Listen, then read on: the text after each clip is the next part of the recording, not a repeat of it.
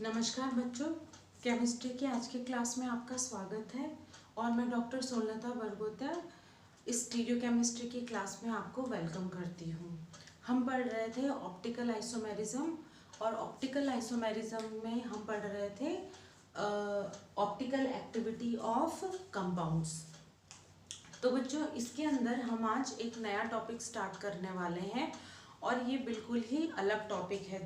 इस टॉपिक का नाम है रेसिमाइजेशन। रेसिमाइजेशन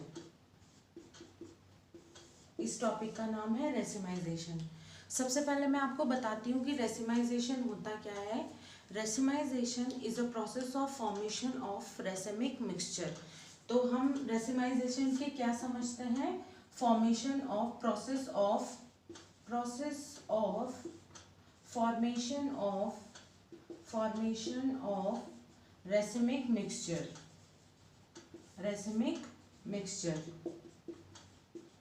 ठीक है। रेसिमिक मिक्सचर के बारे में ही इससे पिछली क्लास में मैंने आपको कुछ जो है ब्रीफ इंट्रोडक्शन दे दिया था कि रेसिमिक मिक्सचर होता क्या है। रेसिमिक मिक्सचर होता है इक्विमोलर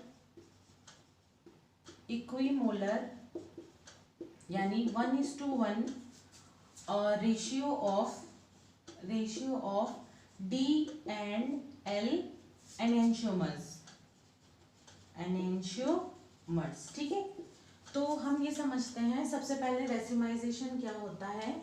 रेसिमाइजेशन होता है process of formation of racemic mixture. हम एक रेसिमिक मिक्सचर बनाने की बात यहाँ कर रहे हैं।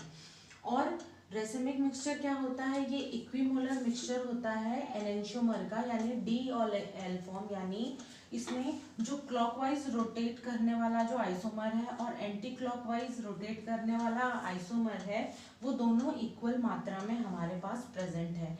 क्योंकि हमें पता है कि जो रेसिमिक मिक्सचर जो टोटल ये है, ये ऑप्टिकली इनएक्टिव होता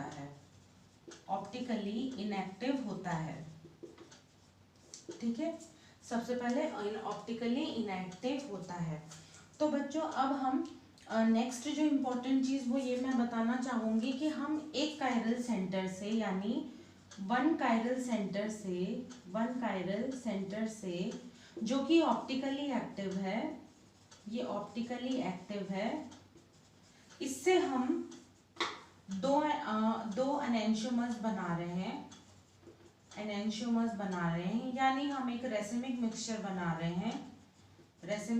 बना रहे हैं जो एक ऑप्टिकली इनएक्टिव है। ठीक है। तो हम ऑप्टिकली एक्टिव कंपाउंड से हम ऑप्टिकली इनएक्टिव जो मिक्सचर है उसकी तरफ प्रोसीड कर रहे हैं। तो इसका प्रोसेस क्या है वो मैं आप डिस्कस करती हूँ। इसमें सबसे पहले हमें एक ऐसा कंपाउंड लेना पड़ेगा, ऐसा जिसमें एक कायरल सेंटर हो और वो ऑप्टिकली एक्टिव हो। ठीक है। तो मैं कोई भी एक रैंडम एक कंपाउंड ले रही हूँ। मान लीजिए मैं ले रही हूँ 2-क्लोरोब्यूटेनॉल, CH3 CH CH2 CH3 and Cl। हम ले रहे हैं 2-क्लोरोब्यूटेनॉल और ये हमारा है कायरल सेंटर। अब इस 2-क्लोरोब्यूटेनॉल का ब्यूटेन का अगर मैं हाइड्रोलाइसिस कराऊँ एसिडिक कंडीशन में, डाइल्यूट HCl में या H2SO4 में, तो हमें मिलेगा 2-हाइड्रोक्सीब्यूटेनॉल।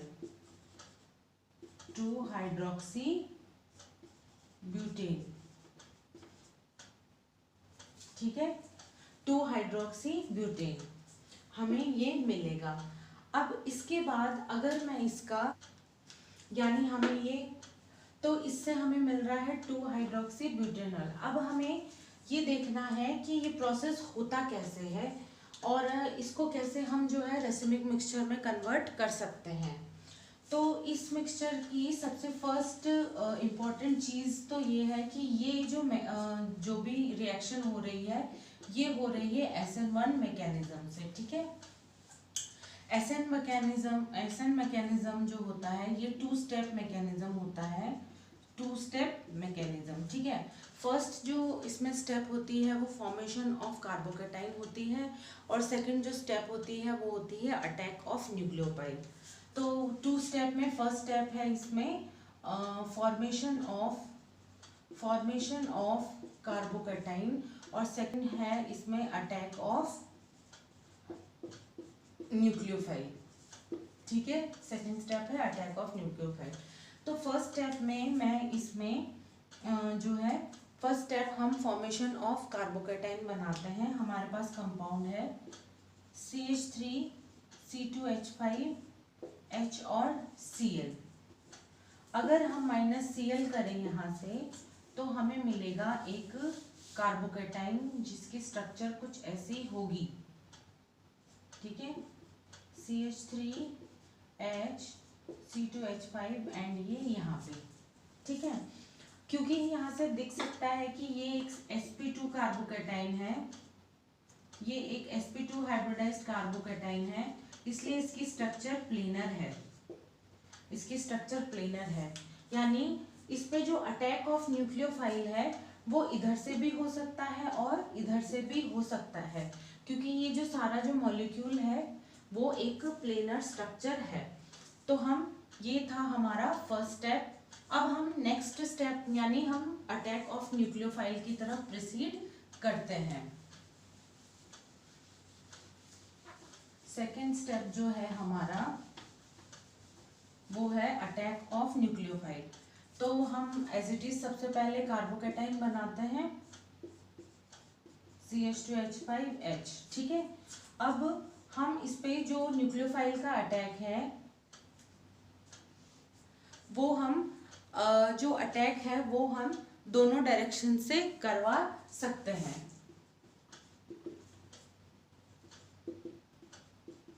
ठीक है। या तो वो इस साइड से भी हो सकता है या वो इस साइड से भी हो सकता है। अगर इस साइड से जो है अटैक हुआ तो हमें कुछ स्ट्रक्चर इस तरह का मिलता है, CH2 C2H5 एंड H। और अटैक अगर इस साइड से हुआ तो हमें स्ट्रक्चर कुछ इस तरह का मिलता है, CH2 CH3 CH2H5 and H, ठीक है। हमें दो स्ट्रक्चर्स मिल रही है। अब इस स्ट्रक्चर का अगर हम हाइड्रोलाइसिस कराएं, इस प्रोडक्ट का हम हाइड्रोलाइसिस करवाते हैं तो हमें ये मिलता है।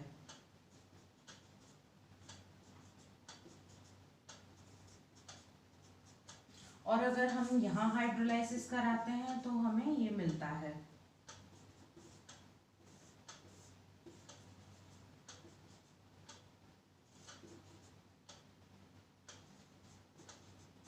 ठीक है, तो हमें दो प्रोडक्ट्स मिले हैं, एक हमारे पास है प्रोडक्ट ए और एक है हमारे पास प्रोडक्ट बी, ठीक है।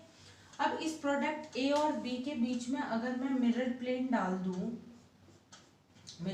डाल दूं तो देख सकते हैं हम कि यहाँ पे जो OH है वो इस साइड है और यहाँ पे जो OH है वो इधर है। यानी अगर मैं इसको देखूं तो ये दोनों एक दूसरे की मिरर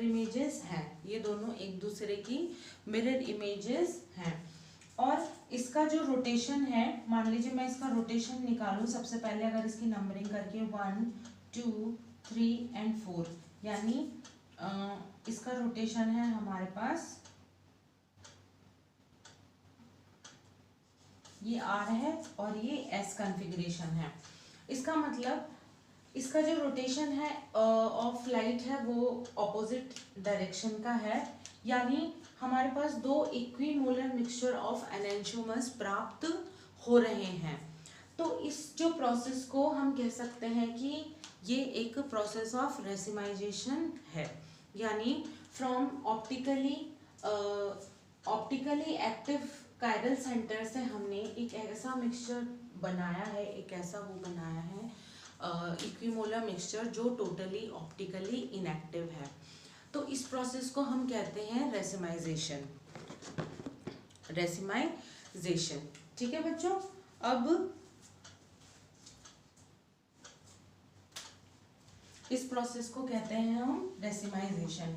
अब हम ये देखते हैं नेक्स्ट आगे की इसमें कि कैसे ये जो रेसिमिक मिक्सचर है इसमें जो एनेंशियोमर्स है, अब इनको हमने एक जैसे उसमें इक्विमोलर मिक्सचर्स बना तो दिया, लेकिन हमें ये देखना है, रेसिमाइजेशन के बारे में हम पढ़ रहे हैं कि हमने जो रेसिमिक मिक्सचर बनाया है उसमें एनेंशियोमर्स दोनों इक्वल क्वांटिटी में मिक्स हैं। ठीक है बच्चों, तो अब अगर हमें इन एनेंशियोमर्स को सेपरेट करना हो, अलग अलग करना हो, तो हम उनको कैसे करेंगे?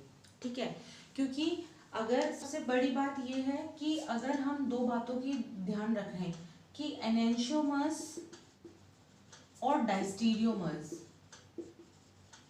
ठीक है, एनेंशियोमर्स में जो है सभी फिजिकल और केमिकल सभी प्रॉपर्टीज सेम होती है, इसलिए इनका जो सेपरेशन है वो बहुत डिफिकल्ट होता है। लेकिन डायस्टीरियोमर में फिजिकल और केमिकल प्रॉपर्टी ही दोनों डिफरेंट होती है, इसलिए इनका सेपरेशन बहुत इजी है और इनका जो सेपरेशन है वो बहुत डिफिकल्ट है। तो हमें ये सीखना पड़ेगा कि किस तरह से हम इनके एनेंशियोमर्स को सेपरेट कर सकते हैं। तो आज हम ये भी पढ़ेंगे कि रेजोल्यूशन ऑफ रेसिमिक मिक्सचर कैसे किया जाए।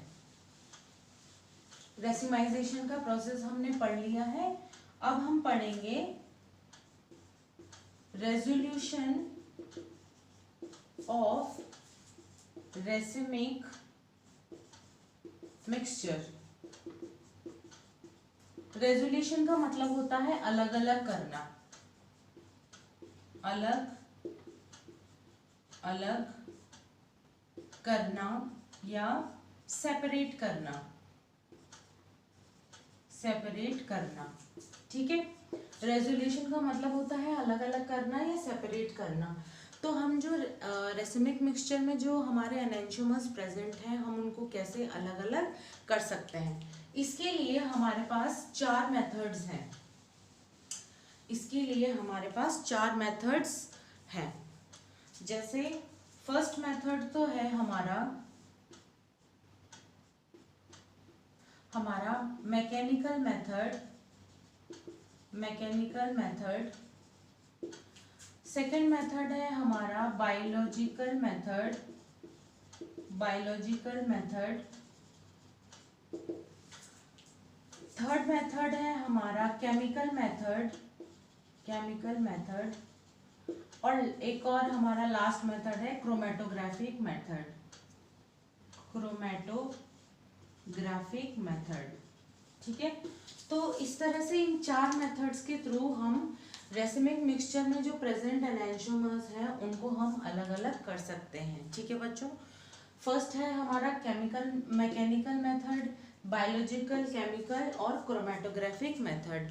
हम एक एक जो मेथड है उसके बारे में थोड़ी थोड़ी डिटेल पढ़ते हैं। तो हम अब एक एक मेथड को इंडिविजुअली स्टडी करेंगे। अगर हम सबसे फर्स्ट मेथड है मैकेनिकल मेथड। अगर हम सबसे पहले मैकेनिकल मेथड की बात करें बच्चों, मेथड की बात करें तो इसका जो प्रिंसिपल ये है कि जो एनेंशियोमर्स कंपाउंड्स होते हैं वो डिफरेंट टाइप्स ऑफ क्रिस्टल्स बनाते हैं। ठीक है, डिफरेंट टाइप्स ऑफ क्रिस्टल्स, अगर हम उन्हीं क्रिस्टल्स को उन्हीं की पैकिंग में पैक कर दें तो हम सिमिलर क्रिस्टल्स को आइसोलेट कर सकते हैं, हम सिमिलर क्रिस्टल्स को आइसोलेट कर सकते हैं। जो लुइस पैस्चर थे, पैस्चर ने 1848 में DL सोडियम अमोनियम टार्ट्रेट को इस मेथड से जो है आइसोलेट किया था। और इस मेथड में ज़्यादा डिटेल में जाने की ज़रूरत नहीं है, हमें बस ये इसका जो प्रिंसिपल है ये पता होना चाहिए कि इसमें depending upon similarity of crystal packing के हिसाब से हम एनेंशियोमर को आइसोलेट कर सकते हैं। इसके बाद जो नेक्स्ट मेथड आता है वो है क्रोमेटोग्राफिक मेथड। हम पढ़ रहे हैं नेक्स्ट क्रोमेटोग्राफिक मेथड। ठीक है बच्चों, क्रोमेटोग्राफिक मेथड में ज़्यादातर हम जो क्रोमेटोग्राफिक मेथड में ज़्यादातर हम या तो इसमें हम TLC का प्रयोग करते हैं, थिन लेयर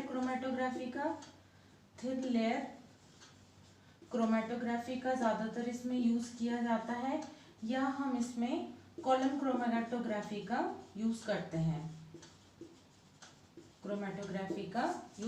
करते हैं। इसमें क्या है बच्चों कि अगर आपका कोई एक एनेंटियोमर है, हम किसी एक एनेंटियोमर की बात की, मान लीजिए हम कॉलम क्रोमेटोग्राफी के थ्रू इसको सेपरेट कर रहे हैं, तो हमने एक कॉलम बनाया है, ठीक है, उसके ऊपर हमने एड्सोर्बेंट लगाया है, मान लीजिए ये एड्सोर्बेंट हमने इसके ऊपर लगाया है। अब हम D और L के दोनों के जो है इसमें एनेंटियोमर्स को ऊपर रन करवाएंगे, ठीक है। तो कोई जिसका एब्जॉर्प्शन इसके एड्सोर्बेंट से ज़्यादा होगा वो तो यहाँ पे रह जाएगा, और बाकी जो रेस्ट अगर जिसका एड्सोर्बेंट के साथ अफेक्शन ज़्यादा नहीं है तो वो आगे बढ़ जाएगा, यानी वो अप मूव रन कर जाएगा। तो जो है वो अगर कोई भी एक, मान लीजिए हमारे पास D वाला जो है वो यहाँ आइसोलेट हो गया है, L वाला रन कर गया है, तो इस तरह से हम इसको सेपरेट कर सकते हैं, ठीक है। तो ये एक क्रोमेटोग्राफी का प्रिंसिपल है जिसके थ्रू भी हम एनेंटियोमर को सेपरेट कर सकते हैं। नेक्स्ट हमारे पास जो मेथड आता है वो है बायोलॉजिकल मेथड। बहुत सारी बुक्स में इसको बायोलॉजिकल मेथड के नाम से भी दे रखा है, या इसको बायोकेमिकल मेथड के भी नाम से दे रखा है, ठीक है। इसको दोनों मेथड के नाम से जाना जाता है। इसमें हम ये प्रिंसिपल अपनाते हैं कि कोई भी जो ऑर्गेनिज्म हो, चाहे वो बैक्टीरिया हो, फंजाई हो या कुछ भी हो, वो एक एनेंटियोमर के प्रति इफेक्टिव है और दूसरे एनेंटियोमर के प्रति वो डिस्ट्रॉयबल है, यानी एक एनेंटियोमर को तो वो माफ़ कर देता है और दूसरे एनेंटियोमर को वो टोटली डिस्ट्रॉय कर देता है। तो इस वजह से एक सेपरेशन आ जाता है दोनों में, कि अगर हम किसी भी बैक्टीरिया या फंजाई को रेसिमिक मिक्सचर से इंट्रोड्यूस करवाएं तो एक एनेंटियोमर को वो वहाँ से हटा देगा, डिस्ट्रॉय कर देगा, तो बचा हुआ जो एनेंटियोमर है उसको हम सेपरेट कर सकेंगे, ठीक है। तो जैसे कि हम मान लीजिए हमारा एक बहुत फेमस एग्जाम्पल है जिसको ज़्यादातर वो किया गया है, पेनिसिलिन ग्लोकम। पेनिसिलिन ग्लोकम एक बहुत ही फेमस जो है एक मोल्ड है जिसको जो हम एनेंटियोमर सेपरेशन में काम में लेते हैं। अब इसका प्रोसेस किस तरह से है वो थोड़ा सा हम स्टडी करते हैं, कि मान लीजिए हमने कोई डेरिवेटिव लिया है, जैसे मान लीजिए हमने DL डेरिवेटिव लिया है, एमिनो एसिड लेती हूँ, हम दोनों फॉर्म में ले रही हूँ DLNN एमिनो एसिड जिसमें मान लीजिए ये है NH3 NH2 CH COH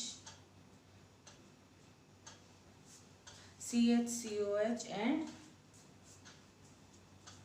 कोई भी हम ग्रुप मान लेते हैं R, ठीक है, हमारे पास कोई भी ग्रुप है R, ये हमारा D एंड L जो है एमिनो एसिड का फॉर्म है।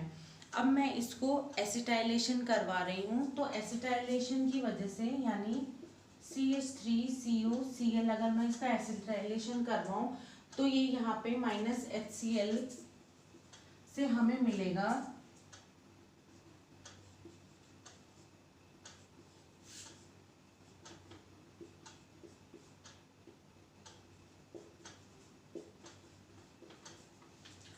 अगर मैं इसका एसिटाइलेशन करवाऊँ तो हमें कुछ इस तरह का मिलेगा, यानी DLN एसिटाइल एमिनो एसिड, हाँ DLN एसिटाइल एमिनो एसिड, ठीक है। अब मैं इसको एक ये जो एसिटाइल एमिनो एसिड है इसको मैं एक एमाइलेज एक एंजाइम होता है जिसका जो हाइड्रोलाइसिस करता है, मान लीजिए मैं इसको एमाइलेज से इंट्रोड्यूस करवा रही हूँ, एमाइलेज एंजाइम से इंट्रोड्यूस करवा रही हूँ, ठीक है। ये एमाइलेज इसका हाइड्रोलाइसिस कर देता है, यानी एल जो इसका जो एल एनेंशियोमर है उसका तो ये हाइड्रोलाइसिस कर देता है, लेकिन डी जो एनेंशियोमर है उसका हाइड्रोलाइसिस नहीं कर सकता, ठीक है। तो हम इसको अगर हाइड्रोलाइसिस करवाएं इससे, तो हमें यहाँ पे जो एल जो है उसका हाइड्रोलाइसिस हो जाएगा, उसका तो हाइड्रोलाइसिस हो जाएगा क्योंकि ये एल अमीनो एसिड बन हमें मिल जाएगा वापस, एल अमीनो एसिड, लेकिन जो डी अमीनो एसिड है वो एज इट इज हमें एसिटाइल फॉर्म में बचा रहेगा।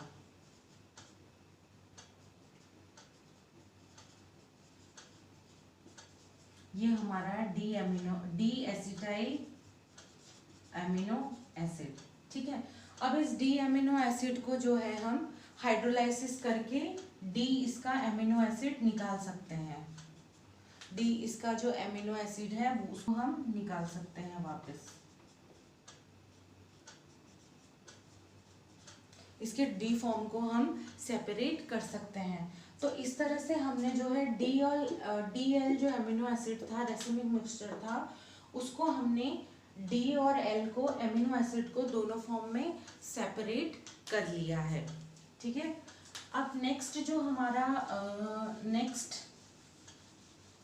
नेक्स्ट जो हमारा केमिकल मेथड है उसको हम डिस्कस करते हैं।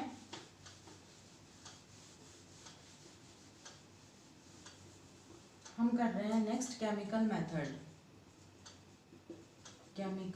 मेथड ऑफ सेपरेशन, ठीक है। केमिकल मेथड में हमने ये प्रिंसिपल अपनाया है कि जो एनेंशियोमर्स होते हैं और डाइस्टीरियोमर्स होते हैं। तो एनेंशियोमर्स तो उनकी फिजिकल और केमिकल प्रॉपर्टीज हमने क्या कहा था कि दोनों की सेम होती है, और अगर डाइस्टीरियोमर को देखें तो दोनों की फिजिकल और जो केमिकल प्रॉपर्टीज होती है वो डिफरेंट होती है, ठीक है। तो हम क्या करते हैं इसमें, हम इनके जो एनेंशियोमर्स हैं उनको उनके डाइस्टीरियोमेरिक फॉर्म में कन्वर्ट कर देते हैं, जिसकी वजह से हम डाइस्टीरियोमर के फॉर्म में इनको सेपरेट कर लेते हैं और फिर इनको हम अलग अलग कर देते हैं।